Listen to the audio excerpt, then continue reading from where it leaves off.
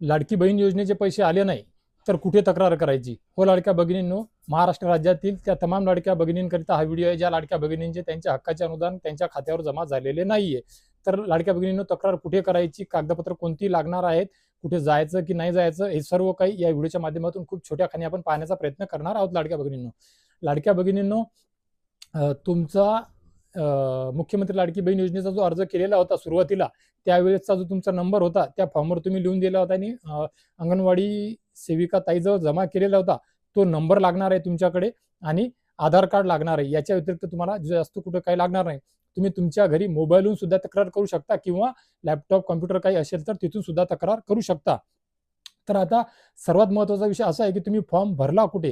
तुम्ही जर computer operator किंवा कोणत्या ऑनलाईन सेंटरवर फॉर्म भरलेला असेल तर तिथून सुद्धा तक्रार त्यांना करू शकता किंवा त्यांच्याकडून तो नंबर आणू शकता किंवा महिला बालविकास विभागाकडून सुद्धा तुम्ही तुमचा नंबर आणू शकता. लाडक्या भगिनींनो, तुमच्या मेसेज बॉक्समध्ये जर सापडला तर खूप छान, चांगली गोष्ट आहे. तपासून पहा, 2 वर्ष अगोदरचा मेसेज आहे तो मेसेज खूप मोठा नंबर असतो. तो जर सापडला तर तो नंबर तुम्हाला टाकायचा आहे आणि तिथून आधार कार्ड टाकून पुढची प्रोसेस करायची आहे.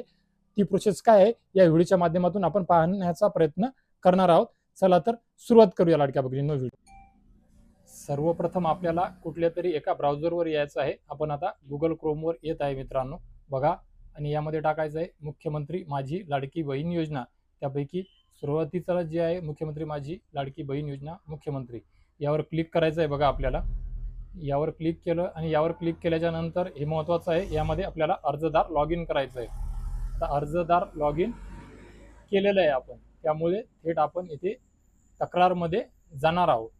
या तक्रारमध्ये गेल्याच्या नंतर आपल्याला इथे जायचं आहे ॲड ग्रेव्हियन्समध्ये आणि इथे ॲड ग्रेव्हियन्समध्ये गेल्याच्या नंतर इथे टाकायचं आहे आपल्याला आपला आधार कार्ड नंबर. ज्या लाडक्या बहिणींचे पैसे बंद झालेले आहेत किंवा ज्या लाडक्या बहिणींना पैसे कशामुळे बंद झाले हे जाणून घ्यायचं आहे, त्यांनी इथे आधार कार्ड टाकायचं आहे आणि इथे समोरील बाजू म्हणजे मोबाईलवर करत असताना मोबाईलमध्ये आधार कार्डच्या समोरची बाजू सेव्ह करून घ्यायची आहे PDF मध्ये एका MBच्या आत, आणि इकडे आधार कार्डच्या मागील बाजू अशी आपल्याला 2 ठिकाणी एकच आधार कार्ड 2 वेगवेगळ्या समोरची आणि मागची अशी 2 बाजू घ्यायची आहेत आणि ते अपलोड करायचं आहे. आणि ते अपलोड केल्याच्या नंतर इथून आपल्याला ते सबमिट करून द्यायचं आहे. लाडक्या भगिनींनो, हिच्यावर क्लिक करा.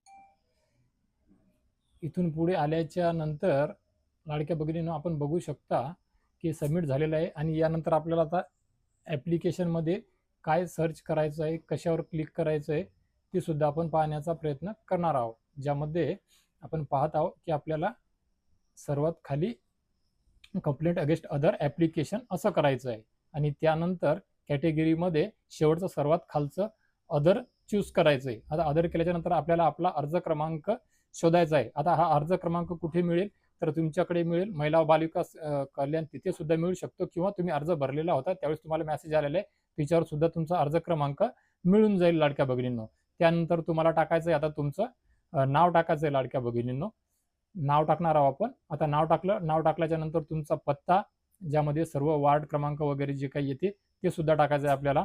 तुमचं ते झाल्याच्या नंतर जिल्हा टाकायचा आहे. जिल्हा टाकल्याच्या नंतर तुम्हाला ज्या जिल्ह्यामध्ये तालुका टाकायचा आहे, तालुका टाकल्याच्या पुढे तुमचं गाव टाकायचं आहे आणि गाव टाकल्याच्या नंतर इतर जी माहिती आहे तुमची, समजा नगरपालिका वगैरे काय जे असेल ते टाकायचं आहे. ते टाकल्याच्या नंतर मतदारसंघ आणि मतदारसंघ झाल्या लगेच तुम्हाला तुमचा पिनकोड सुद्धा टाकावा लागणार आहे.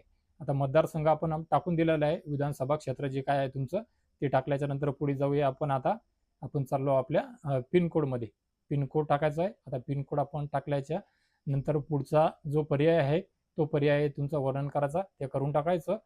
वर्णन करत असताना आपल्याला जे कशामुळे बंद झालेलं आहे का काय ते विचारायचं. कोणत्या लाडकी योजनेचे आपण लाभ घेत आहात, कधीपासून बंद झालेले आहे ते तुमच्या परीने थोडक्यामध्ये आपल्याला करायचं आहे. कारण की तुमचं नाव कुठे दाखवत आहे काय, म्हणजे कसं KYC न केल्यामुळे तुमचे नोव्हेंबरचे डिसेंबरच्या हप्त्याचा लाभ बंद झालेला आहे आणि KYC करण्याकरिताची संधी मिळालेली नाहीये, तर ती तुम्हाला मिळायला हवी, याकरिताच आपल्याला वर्णन करायचं आहे. आता ते झालं आपलं वर्णन. ते वर्णन केल्याच्या नंतर आपल्याला कागदपत्र म्हणजे कमीत कमी 1 MB पर्यंतची कागदपत्र सादर करायची आहेत लाडक्या भगिनींनो. आणि ते करत असताना आपल्याला त्यामध्ये कागदपत्राचं नाव टाकायचं आहे. जे कागदपत्र आपण टाकणार आहे ते सेव्ह करून घ्यायचं आहे, मोबाईलमध्ये असो किंवा कॉम्प्युटरवर असो. आणि ते सेव्ह केल्याच्या नंतर जसं आपण आधार कार्ड जर टाकणार आहे तर आपल्याला तर पत्राचं नाव टाकायचं आहे की आधार कार्ड आणि आधार कार्ड 1 असं टाकून आपल्याला ते सेव्ह करून घ्यायचं आहे, म्हणजे अपलोड करायचं आहे, ते आपल्याला अटॅच करायचं आहे. आता हे झालं अपलोड, आणि अपलोड केल्याच्या नंतर तुम्ही जी इमेज मोबाईलमध्ये किंवा कॉम्प्युटरमध्ये घेतलेली आहे ती अपलोड करून टाकायची. अपलोड केलं की लगेच आपल्याला खाली शेवटला दाखवलेला जो कॅप्चा असतो तो कॅप्चा आपल्याला फिलअप करायचा आहे, कॅप्चा फिल करायचा आहे. आणि महत्त्वाचा विषय म्हणजे आपले जे कार्ड आहेत ते कार्ड सुद्धा आपल्याला दोन्ही बाजूचे घ्यायचे आहेत, मागील बाजू आणि समोरची बाजू. तर ते त्या नावाने सेव्ह करायचे आहे, आणि दोनही ठिकाणी आपल्याला त्याप्रमाणेच ते 1 MBच्या आत PDF स्वरूपामध्ये फाईल आपल्याला अपलोड सुद्धा करायची आहे लाडक्या भगिनींनो. ते दोन्ही झाल्याच्या नंतर कॅप्चा मेन्शन करायचं आहे, आणि कॅप्चा मेन्शन केल्याच्या नंतर अखेरला आपल्याला ते सबमिट करायचं आहे. आता ते सबमिट करत असताना ते तुमचं सबमिट होऊन जाईल, त्याचा तुम्हाला सक्सेसफुलीचा मेसेज येऊन जाईल. आणि तो मेसेज आल्याच्या नंतर तर लाडक्या भगिनींनो, या अशा प्रकारे आपल्याला तक्रार करायची आहे. आशा करतो तुम्हाला सर्व काही समजलं असेल. खूप सोपी प्रक्रिया आहे, सोपी प्रोसेस आहे. खूप छोट्या खाणी कमी वेळेमध्ये तुम्हाला सांगण्याचा मी प्रयत्न केलेला आहे. आणि लाडक्या भगिनींनो, या व्यतिरिक्तही तुमची काही अडचण असेल किंवा तुम्हाला फॉर्म म्हणजे ही तक्रार अर्ज करत असताना काही अडचण येत असेल तर नक्कीच 100% या कमेंट बॉक्समध्ये प्रश्न विचारा, तुम्हाला येत असलेली अडचण विचारा. माझा प्रयत्न असेल की तुम्हाला मदत करण्याचा, सहकार्य करण्याचा, तुमच्या प्रश्नांची उत्तर देण्याचा, जे मी नेहमी अगोदर सुद्धा करत आलेलो आहे, करत आहे आणि इथून पुढे सुद्धा करत राहील लाडक्या भगिनींनो. महत्त्वाचा विषय, हे अर्ज घरी सुद्धा भरता येतात आणि कॉम्प्युटरवर ऑनलाईन सेंटरवर सुद्धा भरता येतात. दुसरीकडे कुठे जास्त जायची आवश्यकता नाहीये.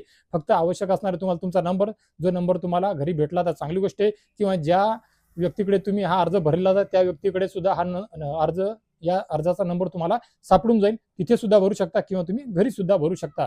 तर लाडक्या भगिनींनो, आशा करतो हा व्हिडिओ नक्कीच तुमच्याकरिता खूप लाख मोलाचा उपयोगी ठरणार आहे लाडक्या भगिनींनो.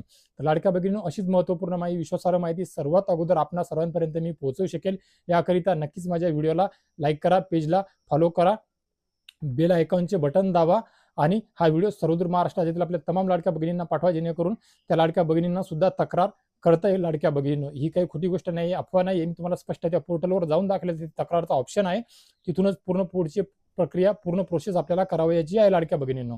तर लाडक्या भगिनींनो, या व्हिडिओच्या माध्यमातून तुर्तास एवढेच. भेटूया एका नवीन व्हिडिओच्या माध्यमातून तुमच्या आमच्या नवीन उपयोगी माहितीसह.